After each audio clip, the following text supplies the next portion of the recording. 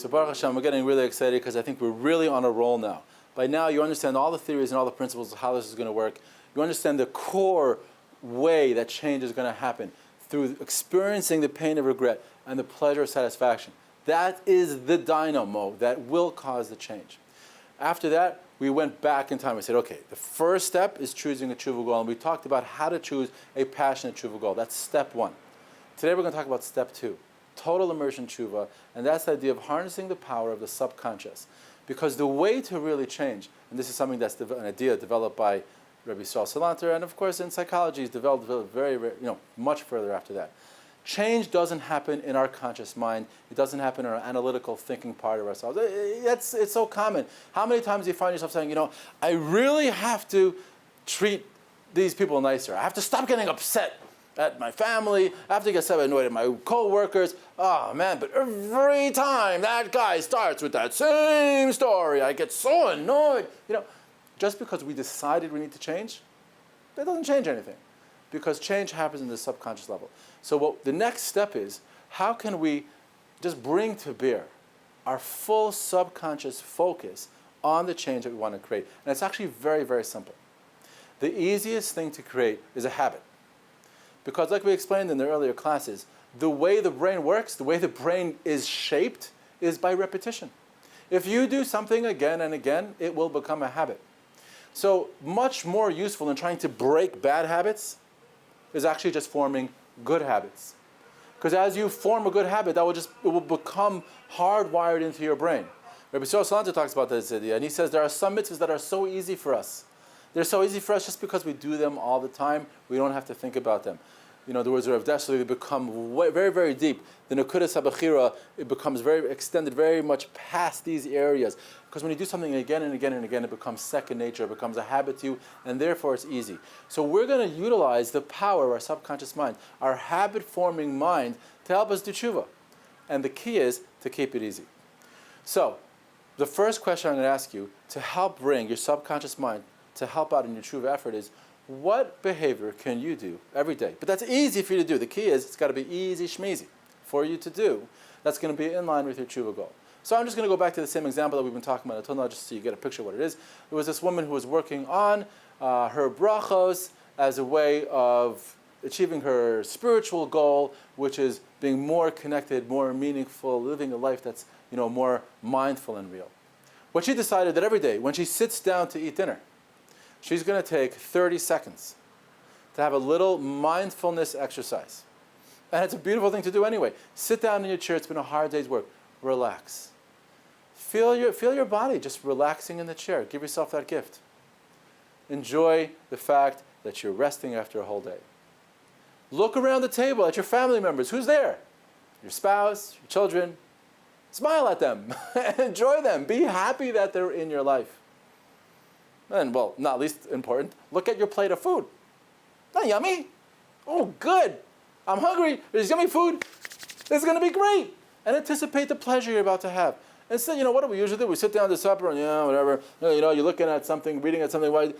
We don't live mindfully. So this is a person who wants to achieve. This is not a difficult thing. I asked her, is it hard for you to do? She goes, no, it's going to be easy. So 30 seconds every day, just create that habit. The key here is, now don't make the mistake of choosing some kind of Kabbalah that's going to be difficult for you, thinking that you're going to grow. Don't grow with this. The way you're going to actually change and grow, we already told you that. That's going to come from the pain of regret and the pleasure of satisfaction. That's how you're going to change. The purpose of this habit is not to work or, and change. It's just to do something easy. Utilize the power of your subconscious mind to create a habit. Because if you just do something that's easy for you every day, for this woman it's easy for you to have that mindful moment, what's going to happen is, automatically, you do this for a week, for 2 weeks, what's going to happen in the third week?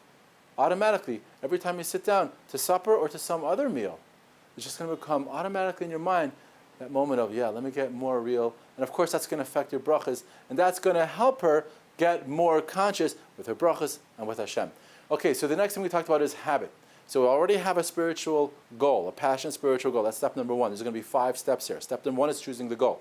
Step number 2 is, what habit can you form easily that's in line with that goal? Okay. Step number 3, once again, these are steps in employing your subconscious mind until you just completely immersed in it. What Torah can you learn about your goal? Because Rabbi Stauber talks about this also. He says, there's nothing like learning Torah. Torah has, besides the spiritual powers that it has, but it also has the ability to occupy your mind in every level, consciously, analytically, and subconsciously. When you learn about something, when you get creative, when you think about it, you're machadish in it, and it's on your mind, then it's also on your mind when you're not learning. That's what Torah, that's the school of Torah. Torah, even when you're not learning your Torah, it's just kind of in the background. So learn. Educate yourself, think about, be machadish, be creative in the area that's important to you. So if brachas are important to you, so then what book did she choose to learn? Maybe it was, I think, The Power of Amen. There was like the book called The Power of Amen. There's also a halacha book halacha sefer she was interested in. So learn about brachas, learn about kavana, learn about saying Amen, because when you're thinking about these things, what's going to happen is, once again, your subconscious mind is going to be busy with it. So even when you forget, you won't really forget. It's going to be something that you're busy with. So you have a passionate goal. You have a habit that you're forming. You're learning something. And now is time to discuss your prayer. Formulate a laser-focused, simple prayer that you could say to Hashem anytime. And what this woman came up with was something more or less like this. Hashem, please help me live with awareness and connectedness to you and the richness and the pleasure that, grant me the richness and the pleasure that comes with that. It's a very, very beautiful, moving prayer. Very simple, it's one sentence. And whenever you're feeling the need of that, make sure you say that, at least once a day, or whenever you feel like you need it. So it's something that's on your mind, it's something that you're thinking about, it's something you're davening for. So, what do we have so far? You have a passionate goal. You have a habit that you're forming. You have Torah that you're learning, and you have a prayer that's shagor b'pi. You have a prayer that's at the tip of your tongue. This is what you want. There's a fifth element, and this actually happens to be my favorite. And this is what I call dedicating the day. It's the Hayom Yom exercise. And in order to explain what this is, we need to talk about Shabbos again for a second. We already explained to you in like the earlier clips. How does Shabbos have to do with Teshuva? By the way, Shabbos is the same letters. It's Teshev. The word is Shav. Shabbos is when the world returns to spirituality. Shabbos is Me'ein Olam Haba. Shabbos is the day that Hashem wants us to enjoy Him. Hashem says, have you achieved some spirituality? I hope so. Well, what I would like you to do is enjoy me. Enjoy spirituality. It's a day of love. It's a day of closeness with HaKadosh Baruch Hu. Of course, we could only enjoy it to the extent that we worked on then developing that relationship all week. But just like Elam Haba, you'll enjoy Hashem to the extent that you worked on it during Elam Hazeh. On Shabbos, you'll enjoy Shabbos to the extent that you worked on that all week. So on Shabbos, Hashem wants us to enjoy our spirituality. But it's not just on Shabbos. There's a mitzvah to focus our entire week on this. There's an amazing, amazing Rashi and Ramban on the pasuk Zachar Yom Shabbos Akatshay. The pasuk says Zachar Yom Shabbos Akatshay, and it means you should remember Shabbos to make it holy. But it doesn't just mean to remember it. We learn a lot of halachas. Zachar Yom Shabbos means to mention it, to make kiddush. But Rashi points out it's more than that. If it would say Zichar with a shva, right? So then it would be a commandment. Thou shalt mention or remember the Shabbos. But it says with a kamatz, Zachar. That's a very interesting grammatical usage of the word. And Rashi says it doesn't mean to do something. It means, it's amazing, Rashi. It means to be in a state of remembrance. He brings another pasuk in Nach, Halaych ubachai. There was a person who was so sad, he was walking and crying, and he was in a state of sadness. Halaych ubachai. It wasn't Halaych ubocheh, it was Halaych ubachai. He was just so sad, he was crying. Zachar means, not that you should remember, you should be in remembrance. I think the best way to say that in simple English is to be obsessed. When you're obsessed with something, you're always thinking about it. Rashi brings the famous Gemara of Shammai, who was clearly obsessed with Shabbos, because what happened? Every time he saw something yummy, he bought it for Shabbos. He said, oh, here's something delicious, I'm going to buy it for Shabbos. And then the Gemara says the next day, he saw something even yummier than that, so he ate the first thing and bought the next one for Shabbos. What's the Gemara telling us? Well, yes, Shammai spent the whole day eating well. What the Gemara is telling us that Shammai was obsessed with Shabbos. He was always thinking about it. And any time he saw something that could be used for Shabbos, he goes, oh, great, that's for Shabbos. Right? What does that mean? What's this obsession with Shabbos? Well, it's just nothing more than obsessions with Hashem. It's an obsession with our spirituality. I want to achieve spirituality, and I want to get there, and I want to enjoy it.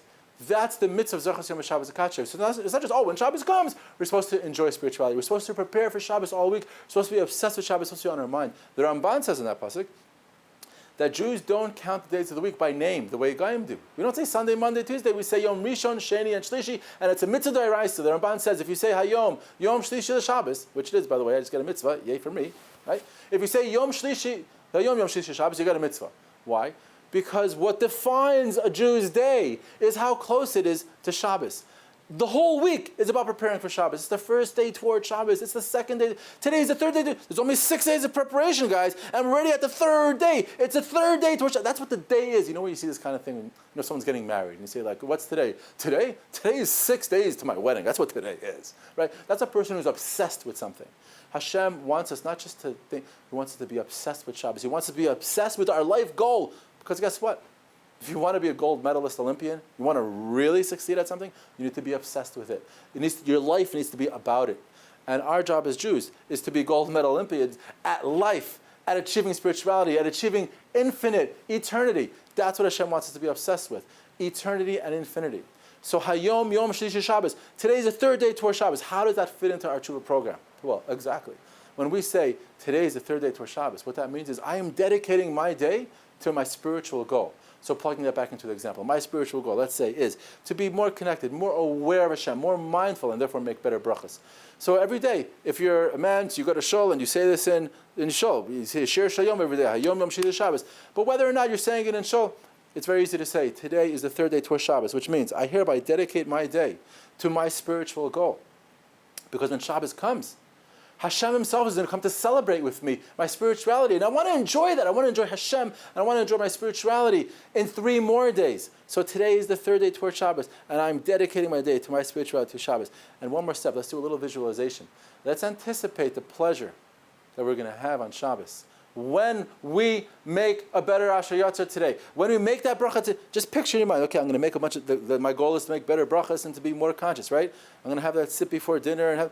So when I do that, and I do that well, wow, then when Shabbos comes, it's going to be amazing. So both tonight when I do the Cheshbon HaNefesh, I'm going to enjoy that. And both when Shabbos, and also when Shabbos comes, I'm going to enjoy that. And of course, there's the other side of the coin. If I do the Cheshbon HaNefesh and I didn't really do it, I'm going to regret that.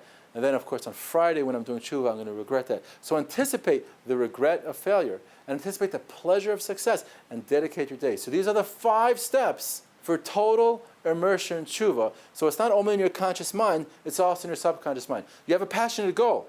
You want to live more mindful and conscious, connected to Hashem with brachas, right? Number 2, I have a habit that I'm forming, a mindful moment every day before dinner. 3, I have Torah that I'm learning about it, so to fill my mind with this. 4, I've got a prayer at the tip of my tongue. Hashem, please help me achieve connectedness to you. 5, every day we dedicate our day. We start with, I like to do this in the morning. Every day, Hayom Yom, Shlishi l'Shabbos. Dedicate the day to your spiritual goal. Send your email to thetorahcenter@gmail.com. Join us. Let's do Teshuva together, and let's have a better life.